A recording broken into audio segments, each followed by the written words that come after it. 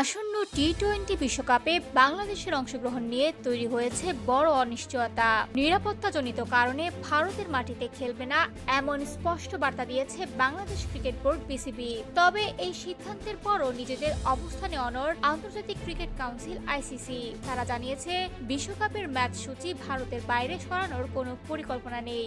সব মিলিয়ে এই মেগা ইভেন্টে বাংলাদেশের খেলা প্রায় অনিশ্চিত হয়ে পড়েছে। তবে বিসিবির এই সিদ্ধান্তকে সমর্থন জানিয়েছেন জাতীয় দলের তারকা পেসার শরীফুল ইসলাম। গতকাল শুক্রবার রাতে পর্দা নেমেছে বিপিএল এর দ্বাদশ আসরের। ফাইনালে চট্টগ্রাম রয়্যালস রানার আপ হলেও পুরো টুর্নামেন্ট জুড়ে আলো ছড়িয়েছেন শরীফুল ইসলাম। চট্টগ্রামের জার্সিতে খেলে তিনি এবারের বিপিএল এর সর্বোচ্চ উইকেট শিকারী বোলার হিসেবে নিজেকে প্রমাণ করেছেন।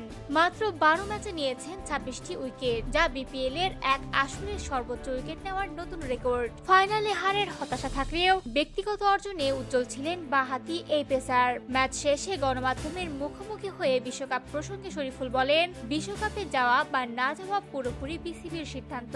খেলোয়াড় হিসেবে তাদের দায়িত্ব হলো মাঠে নিজের সেরাটা দেওয়া। বিসিবির সিদ্ধান্ত নিয়ে আর বাড়তি মন্তব্য করতে চাননি শরীফুল। তিনি বলেন, বিসিবি তাদের অভিভাবক, আর বোর্ড যে সিদ্ধান্ত নিয়েছে সেটাকেই তারা সম্মান করেন।